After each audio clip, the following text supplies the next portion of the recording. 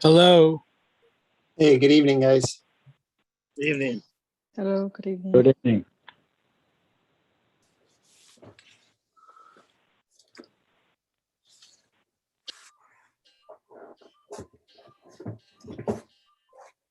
Hi, Cuckoo.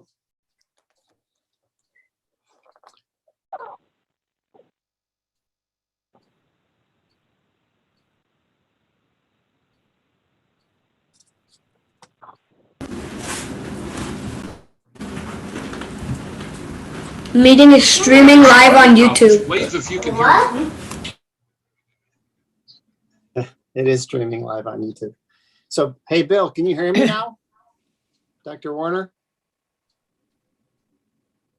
I can hear you. I can also hear you. Okay, great.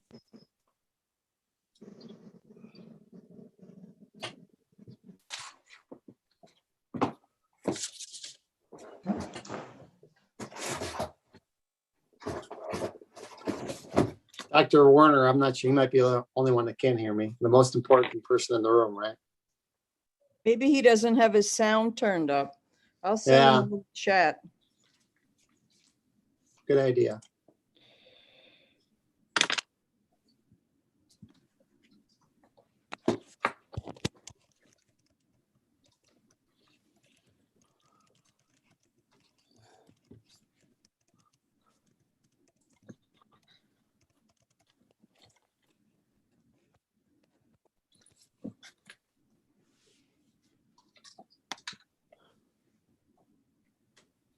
Okay, I just sent him a quick note. Me too.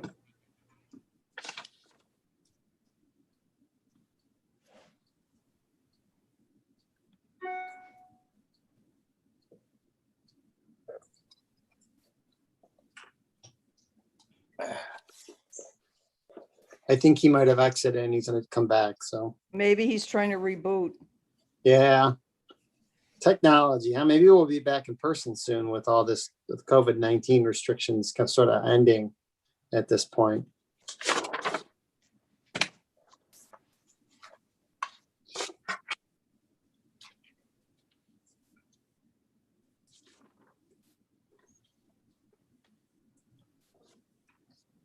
Do you guys know there's a channel on Comcast 24 hours a day with news from Israel? Really? I didn't know that. It's 1118. Yeah, it's interesting. They have all kinds of programs besides news. Huh. Dr. Warner, you're back. I'm back. I had to leave and come back. Apparently the sound problem is fixed now. So Good, great. Sorry. Well, you can go ahead and start the meeting at any time you'd like, Dr. Warner. Okay. I'll call the meeting to order for the Skokie Board of Health on June the 10th, 2021. And I'll start out by reading the statement that until further notice, meetings of the Board of Health will be held electronically with majority of the members participating via remote access in order to comply with the State of Illinois gubernatorial disaster proclamation. Members of the public who wish to comment as to an item on the published agenda must submit their statement or question in writing to Michael Charlie with the Skokie Health Department, and all properly submitted statements or questions will be presented and read during the relevant portion of the meeting. Written comments may also be submitted by email to publiccomments@skokie.org, by mail to Village of Skokie. Attention, Michael Charlie, Director of Health and Human Services, 5127 Oakton Street, Skokie, Illinois, 60077, or via the Village Dropbox located by the public entry to the Village Hall. Mike, do you want to take attendance at this point? Yeah, sure. So I have, hold on, let me open up I think I have everyone, I see everyone, but so I have Dr. Dave is here. Dr. Drackler, Dr. Drackler's here. Dr. Gaines, Miss Hato. I see Maureen Hanlon is here. I see Margaret Keeler is here. Is Miss Kumar here?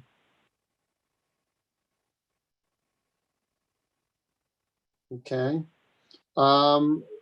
Dr. Lin, I see is here on his iPhone. I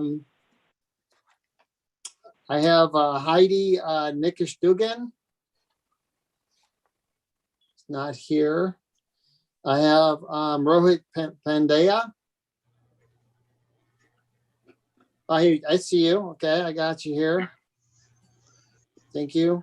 I have Miss Shim.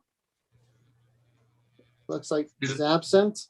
I have I'm here. Oh, I see you. There Dr. you Shim, are. yeah. Okay. And then I have Dr. Sood. I see you're here, and Patricia Urbanis is here. Urtaza Uzman, Yes, you're here? Okay, yeah, I can hear. I got you. And then I see Ruth Varma's here, and Dr. Vernon is here, and Dr. Werner's here. Dr. Williams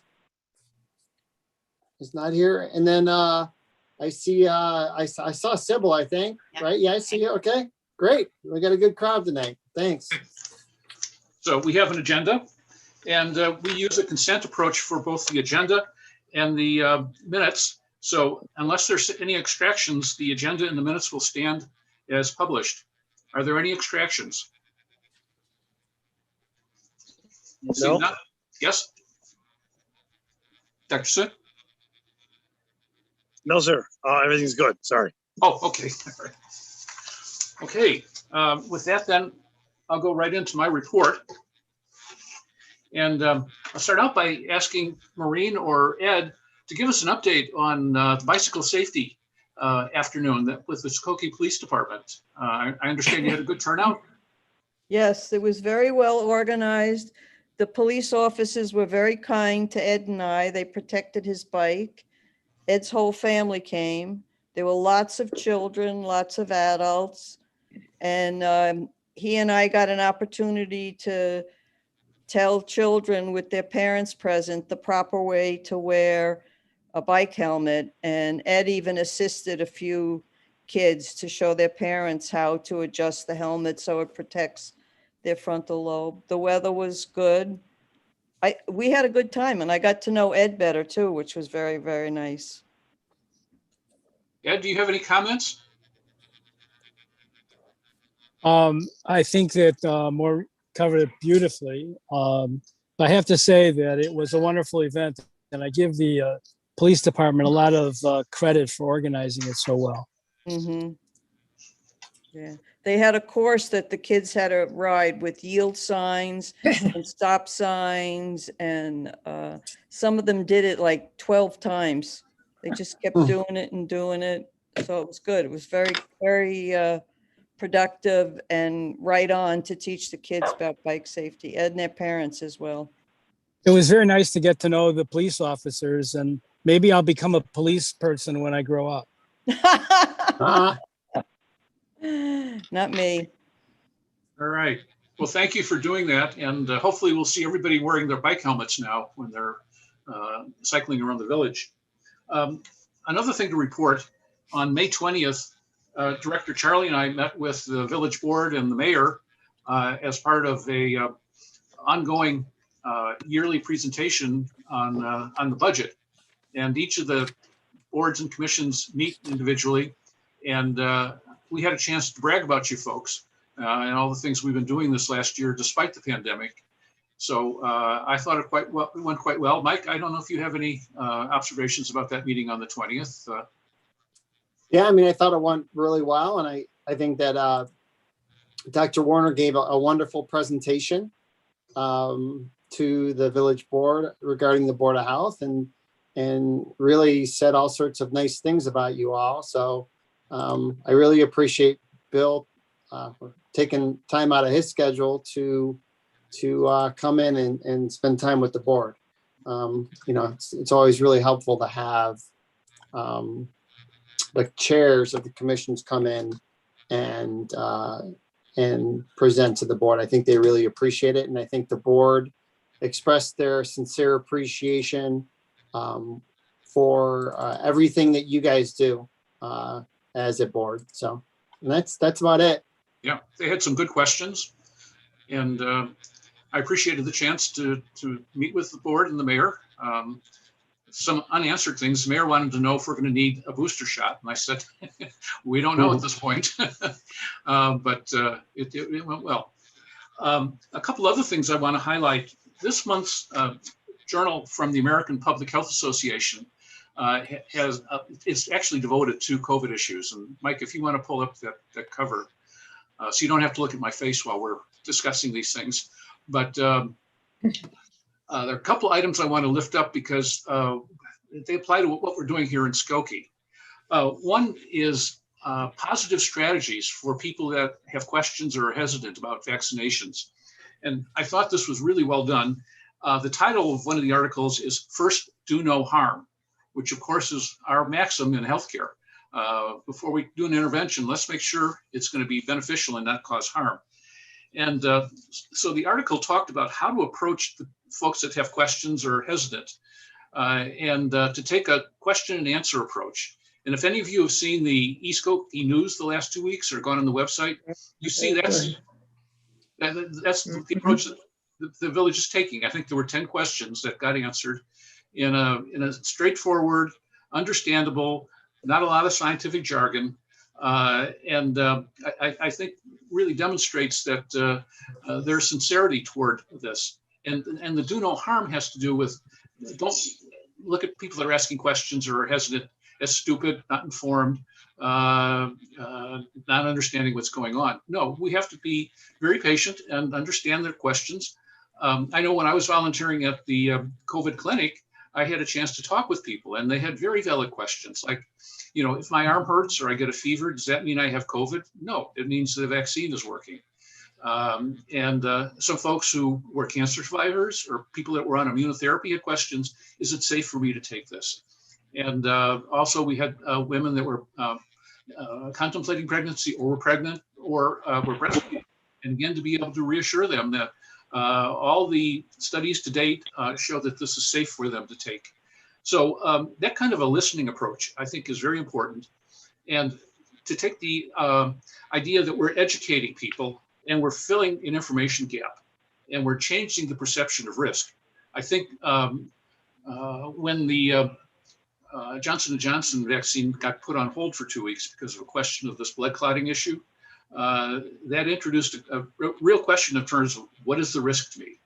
And we need to be able to intelligently talk about that. And again, not with the idea that we're lying to people or giving them false information, but really to give them a good idea of what I used to use in critical practice. What is the risk, the benefit, and the alternative to anything that we do? And so I think it's important to go ahead and build that trust and really the attitude of caring. And so, Mike, I want to applaud whomever is writing those those questions and answers. Seem to be doing a great job.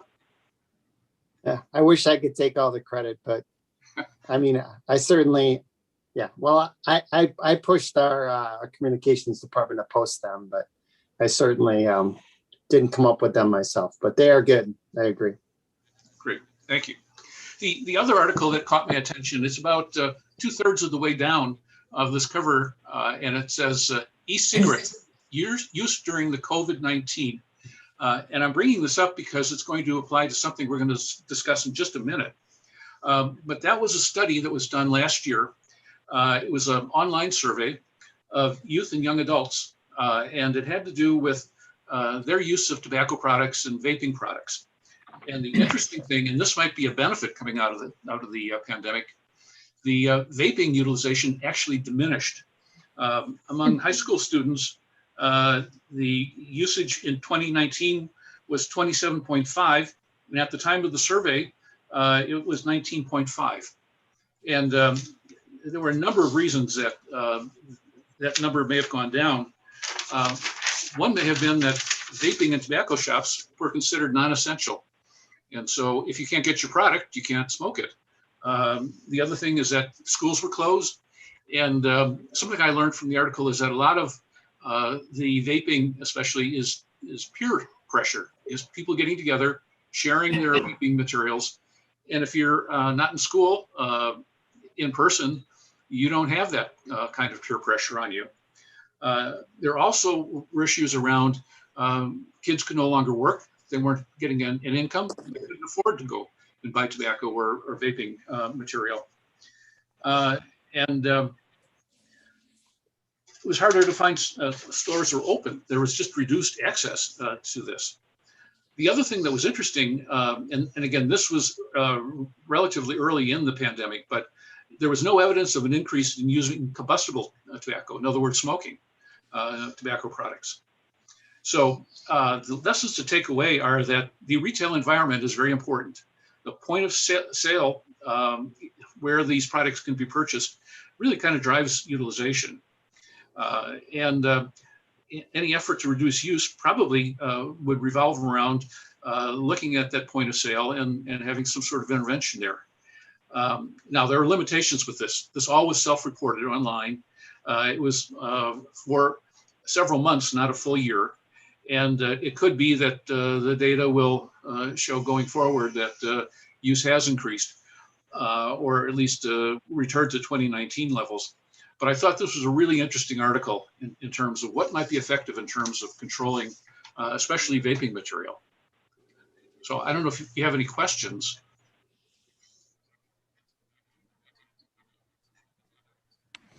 No. Okay. Well, that's the end of my report. Mike, you want to take it away? Mike, you're on mute now. Sorry, I muted myself. So I have my director's monthly report, and most of it's focused. I'm going to share my screen again. Most of it is focused on COVID at this point, although I will say that I would think that moving forward here, I can redirect some of my energy in these meetings towards presenting some of the other program areas that we're going to start working on more. For example, in July here, we plan on reopening up our immunization clinic for our other vaccines that we provide to the community, to the underserved, and also opening up our lending closet in Health and Human Services. And we're going to start meeting clients for benefit access and some of the other programs that we've been offering for years to Skokie residents. And what I wanted to do was to start providing information, not only updates on some of our accomplishments moving forward outside of COVID, but also talk about some of these wonderful programs we have, just to sort of give the Board of Health an idea of some of the things we do, because I think sometimes we tend to focus on, at least over the last year and a half, just on COVID. And I'd like to start introducing more of that to the meeting. So, but for tonight, it's mostly COVID related. So this is the agenda. I'll talk about data a little bit, then our vaccine updates. And then of course, the big one is the Restore Illinois update that's effective tomorrow. And also I'll talk about a little bit of other Health and Human Services, although really most of what I want to talk about is COVID. So this is the updated numbers for Skokie through 6/9. As you can see, we're at about 6,000 total cases in Skokie. But the good news is that our current 7-day moving average is around 3.25 cases per day, which is really, it's remarkable, really, when you think about how we've gone from middle of November being at like 50 cases a day, almost 60 cases a day, to now at 3.25. We've seen a significant decrease, not only here in Skokie, but around the state. And our positivity rate is only at 0.89%, where Cook County's at 1.4. So it's, you know, if it's not the vaccine, then what is it, right? I mean, it's certainly truly amazing. So in Illinois, again, we continue to see this downward trend, and we have seen this trend for a while, but the last week or so, we've been seeing right around 350 maybe cases per day, which is pretty amazing. This is some Skokie data since around April 1st. We certainly don't see the same significant trend just because of we just don't collect as much data or have as much data. But you can certainly see that our daily case count is really diminishing rather quickly, which is a really good thing here at Skokie. This is the state of Illinois. This is sort of the broader chart where you can see that really the number of cases being reported is the lowest it's really been since the beginning of the pandemic. And, I think we can all agree that back in April or May of 2020, not nearly as many people were being tested. So the positivity rate back in April, May 2020 was significantly higher. And, that's just more good news as to, you look at the numbers. Well, so many more people were being tested now than before that the numbers being lower and or is equal to back in the late May, early May is really, again, a remarkable statistic. So this is just some information about the number of vaccine doses that we've administered here in Skokie based upon vaccine type. Moderna is the vaccine that we were receiving. It's the vaccine that we received from the state. So there was a long period of time there where we didn't have a choice. I mean, they were essentially saying this is the only vaccine that's available to the village of Skokie, and we've administered about 26,000 plus doses of that to date. We've administered about a little over 1,000 doses of Pfizer and about 128 doses of Johnson & Johnson. Now, anecdotally for all three, Johnson & Johnson, I'm fairly confident that the 2-week pause on administering Johnson & Johnson affected people's willingness to accept that vaccine, because we are primarily using Johnson & Johnson for homebound residents at this point. We did offer Johnson & Johnson. We had a Johnson & Johnson clinic scheduled probably within days of them pausing administration. Or no, I think it was actually planned for like a week or two in advance. And we had posted that clinic and we got a very lukewarm response. I mean, we could hardly get anyone to come to that clinic. And then just recently, when I say recently, within the last month, we started receiving Pfizer vaccine because it became more readily available. And we've primarily been administering that vaccine to persons under the age of 18.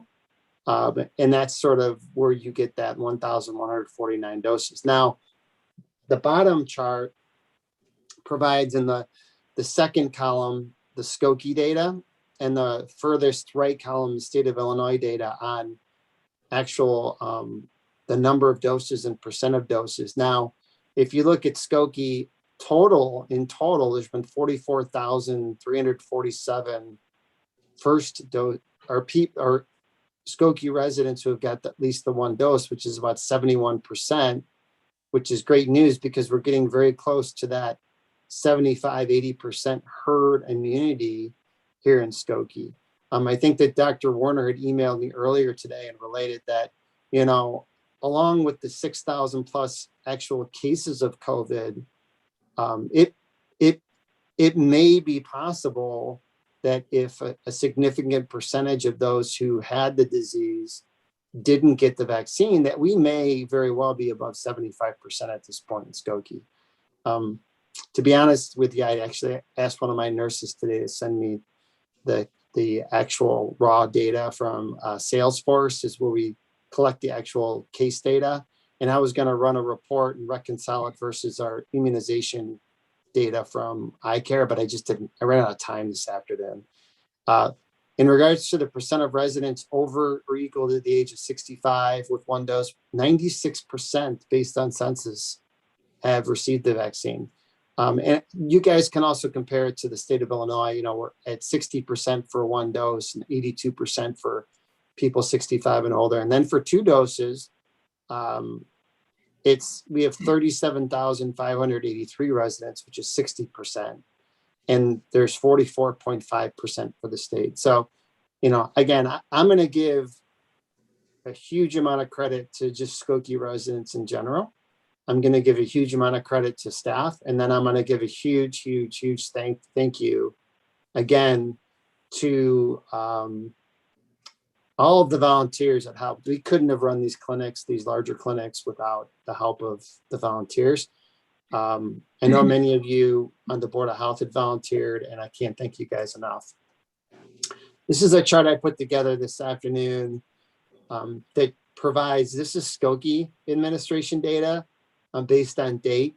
What's interesting about this is the black bars are first doses and the red bars are second doses. And you sort of see this like cyclical thing where, for example, between the end of December and the beginning of February, we were administering for primary first doses. And then what we did is we kind of shifted to mostly administering second doses. Then we went back to first doses and then back to second doses. And then lately we've sort of been in between with first and second. But we have seen the demand for vaccine as of like the first week of May, just or around the middle of May, just disappear. It's just amazing how we went from January, February, March, where we had so many phone calls in the village that we couldn't keep up. There were nights when the mailbox was full. We had like 10, 15 people answering calls. We had basically a phone center, and we had the library assisting us, and we had trustees assisting us with phones to basically, you know, there's actually times when the phone's not ringing in Health and Human Services, it's kind of refreshing, actually. Other vaccine updates. So we continue to offer vaccine. I mean, anybody can go to the village website. It's open. Just go on our website and log in and register. Our clinics are currently primarily being held out at Village Hall. We've shifted away from our mass vaccination site at 770 Frontage Road. Our last second dose clinic is actually on June 16th, which is next week.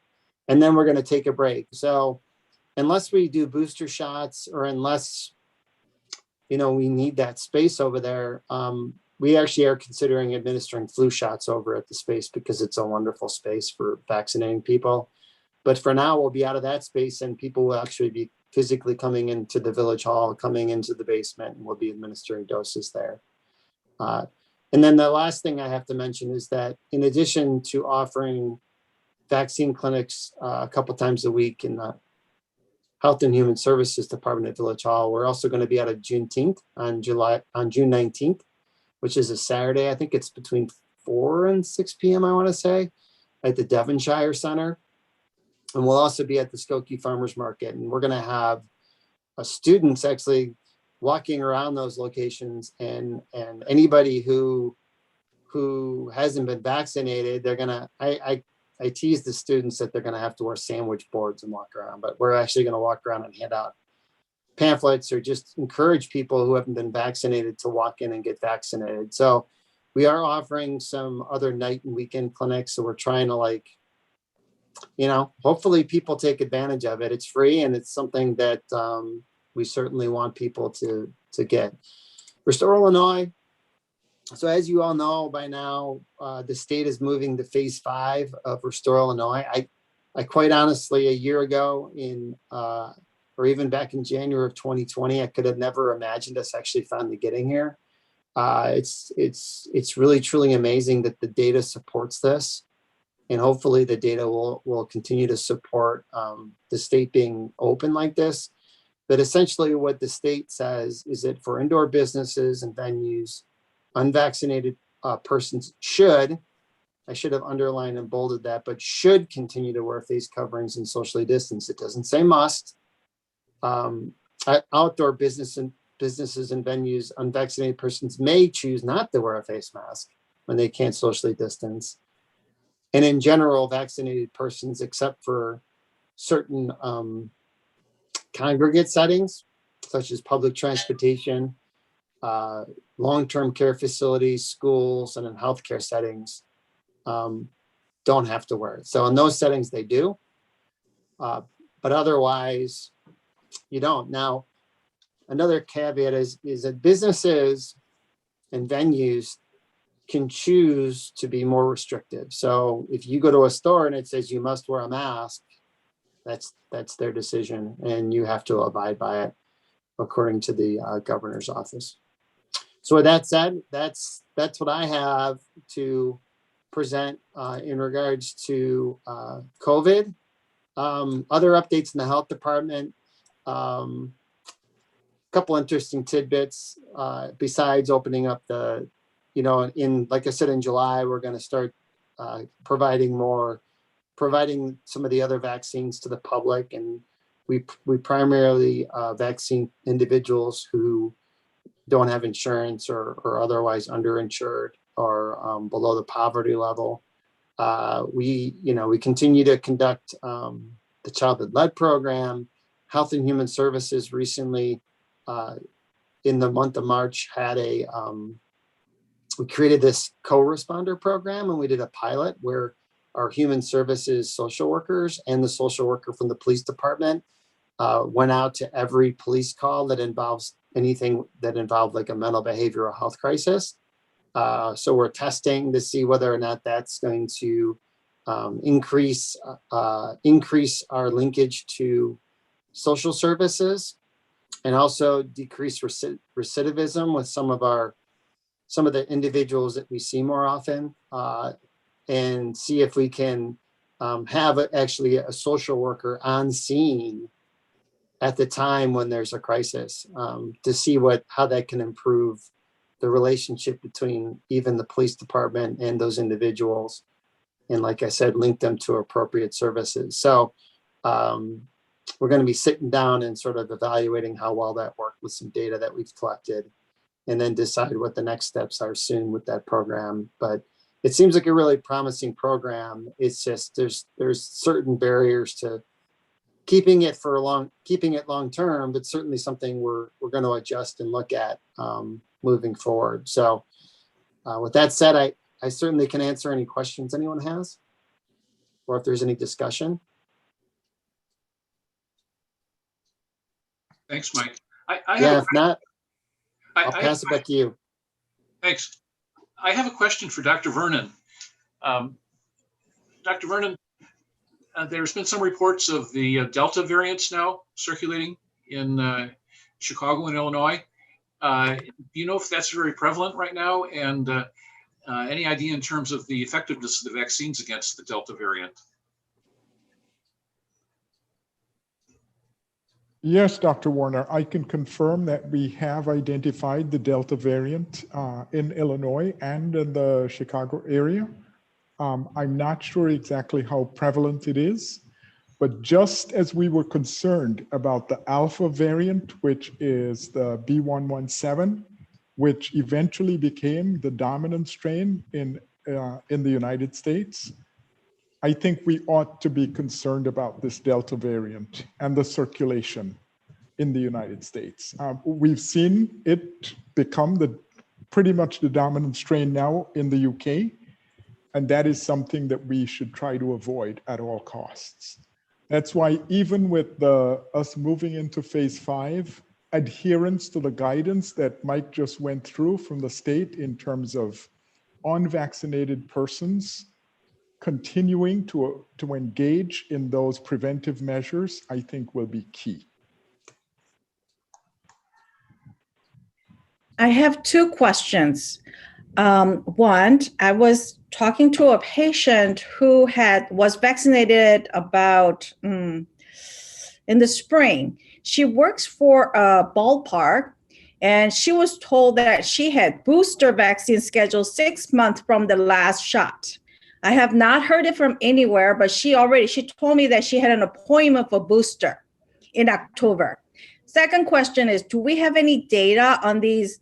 I know our positivity rate is less than 1%, whether these patients have gotten vaccines or not. Do we have that data?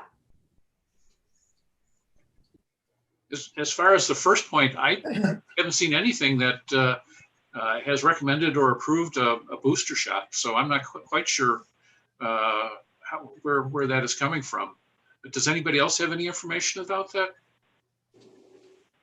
No, I haven't there's heard been, anything from the state. there's been no mention of, there's the potential that we may need a booster, but there's been no definitive statement from the CDC or the FDA regarding when that might be necessary.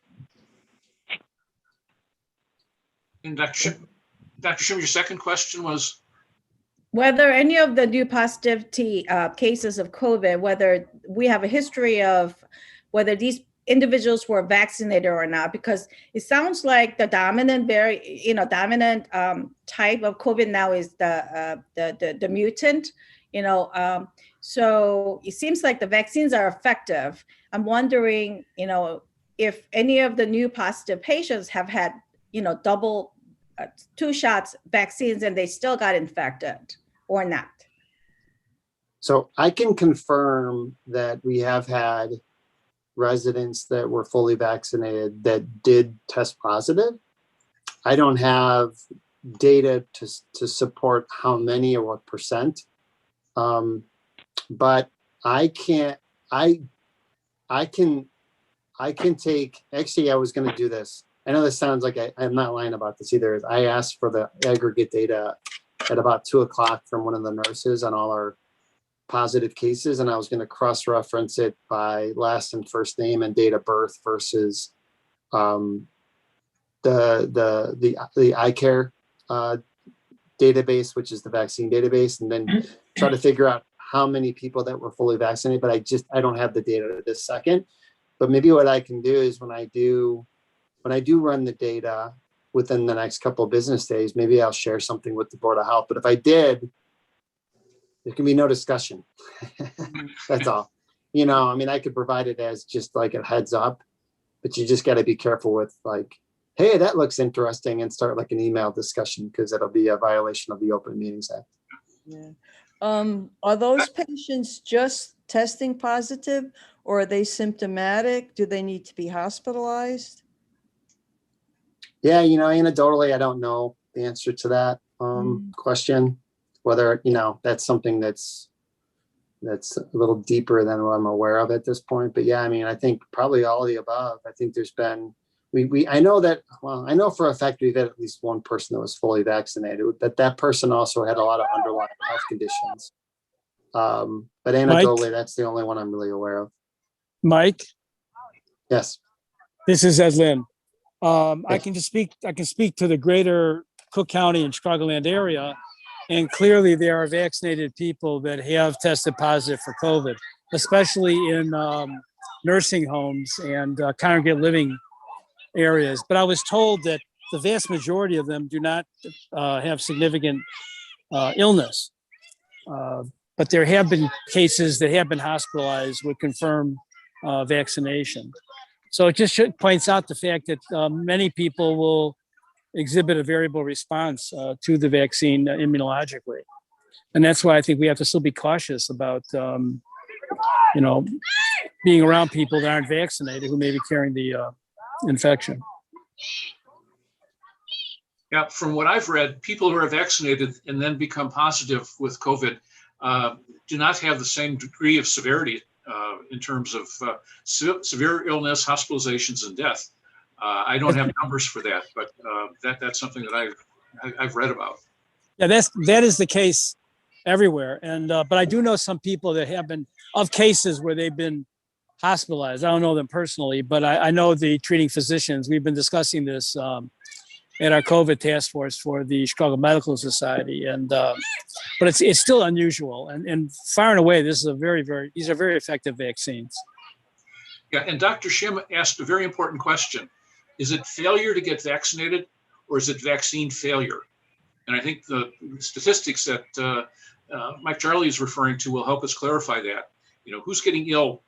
Have they been vaccinated, or have they not been vaccinated? And I haven't seen any real studies coming out with that kind of information, that kind of data. Yeah, and I did run, so back about, I would say maybe a month and a half, 2 months ago, I did run a report. And so we had, at that time, we had 1,000 COVID cases since the beginning of January. And out of those 1,000 cases, 6 were fully vaccinated. 994 were not fully vaccinated. And I don't, that was a month or two ago, so this data can be a little bit different right now, but an overwhelming majority of our cases were people who were not yet fully vaccinated at that time. This is Mike Vernon. I just wanted to comment that we do see a lot of, they refer to these cases as vaccine breakthrough cases, whereby you're fully vaccinated, but you still test positive for the virus. Initially, we were reporting or required to report, local health departments were required to report all of these cases to the state, but the numbers became so overwhelming, and CDC endorses this as well, that the only reported cases now are the ones that are hospitalized.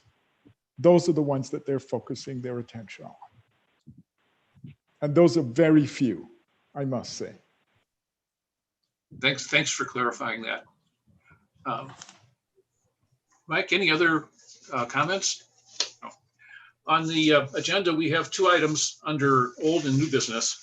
The first is banning of e-cigarette vaping products ordinance update. At our last meeting, we passed a resolution about banning the sale of flavored tobacco products and flavored e-cigarette products. That was put into a structured form that Director Charlie then brought to the village administration. And Mike, do you want to give us an update where that stands now? Yeah, absolutely, Dr. Warner. So yeah, so I submitted a memo to the village manager, and he then submitted the information to the village board. And one of the questions that came up was, whether or not it was appropriate at this time to pursue prohibiting the sale of the flavored vaping and or the flavored like leafy tobacco products. And I think at least internally, we, between the village manager and I and some staff, to date, they're really, and I think I don't know if I misspoke the last time we met, but even in Oak Park, we only banned the vaping products. There really hasn't been no municipality that's actually banned leafy tobacco flavored tobacco products. So at least my recommendation as a staff member would be for us to initially pursue, maybe not recommending, but at least supporting the village board prohibiting the sale of flavored vaping products, sort of as a first step. And after I did submit it to the village manager, he had submitted something to the village board, and he had asked that we give the village board a little time to digest this. And he requested, and I agreed, that Dr. Warner and I would present to the board on July 19th, I believe. That's the second meeting of July, just to give the village board some time to digest it and understand what the recommendation is before we actually present. So I don't know if that summed it up, Dr. Warner, or not. If you have anything else to add.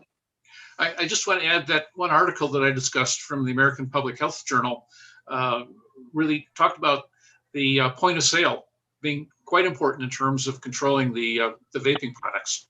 And so I think that would lend some credibility to taking this approach. But, we did talk about this at the last meeting, and this is a change from that resolution that passed. So is there discussion?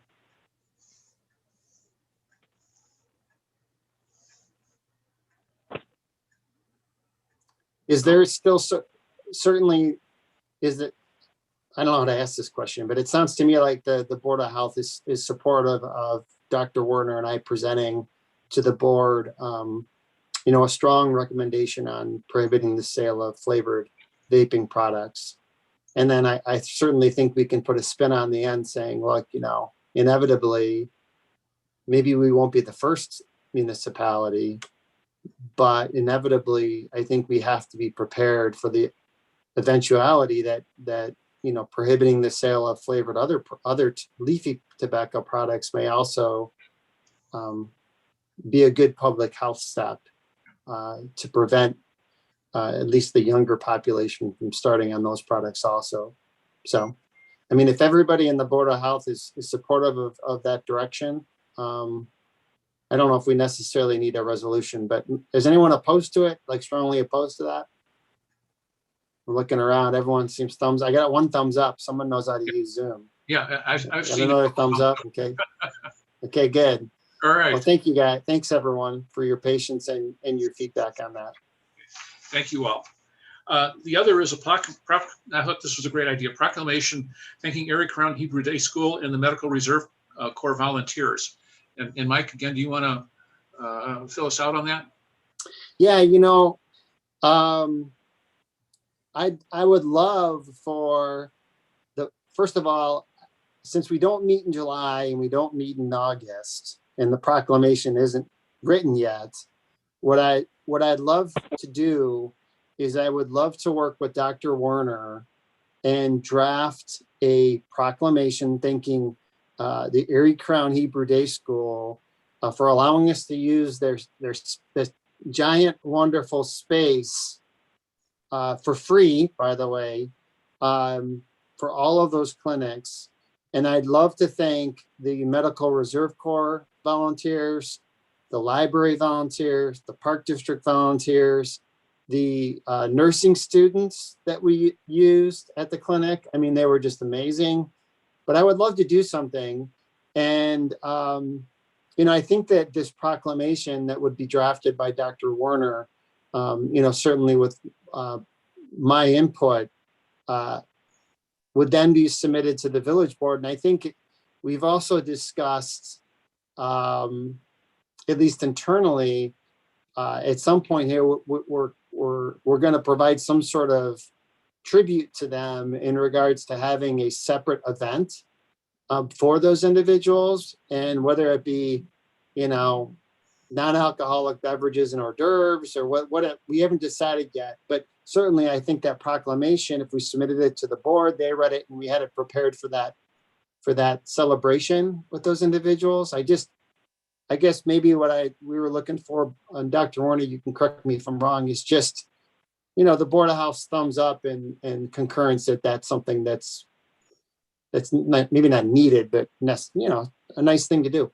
Yeah, no, I agree. And one thing I suggested to Mike is, could we get the cumulative hours of volunteer work that went into this? I think that would be impressive, because I know, Pat, you were there, Ed, you were there. We had how many clinics? At least a couple dozen. Some went for 4, 5, 6 hours, and a lot of volunteer work. Like Mike said, it couldn't have been done without the facility, without the volunteers. Absolutely. I can't. I mean, every time I see the Kenny Landsman, he's our contact at even Erie Crown, I almost want to hug him. I know we're not supposed to hug or shake hands, or we're getting closer, but it's just amazing the how gracious people were with their time. I mean, every time I went over there, I saw Dr. Lynn drawing vials of vaccine, and never complained or never was just super friendly, and and it was so helpful to have everyone there. So I thank you to everyone who's volunteered. Well, it's a great idea. I also had another suggestion. If you could also do kind of some shout out, or in the new Skokie as well, for all the volunteers, because I agree they did such an incredible job with all the clinics. Absolutely. And Pat is also recognizing the great staff in the department. Well, it was interesting when we would get started. Sue Riesberg would lead everybody in it's showtime. That really was sort of an esprit de corps for the folks that were volunteering there. And I think everybody was really happy to serve and really proud that they were able to do that service. Mhm. And I can speak on behalf of staff that since January, I've been doing this a long time in public health. I've been doing this for like 20 some years. And there was always, in the past 20 some years, there was always like moments in time where you could sit back at your desk and be creative and take a deep breath and work, just focus on things like budget and programs. And this last year and a half has been everything's moved so fast that really it's been a kind of weird over the last week or two, where I've been able to like refocus my energy on like vision and hearing and co-responder program and the homeless. I was out walking along the canal this week to talk about how we're managing or helping the homeless, and just all these things that I haven't worked on in a year and a half. It's just amazing.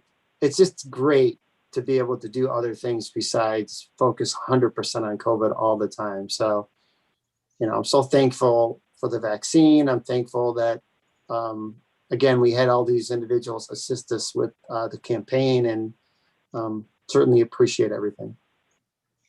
So I'll ask, is there any objection to developing the proclamation? Seeing none, then Okay. Mike and I will work on that. Can we, since we're not going to meet until September, should we distribute that to the board when it's in draft form for input?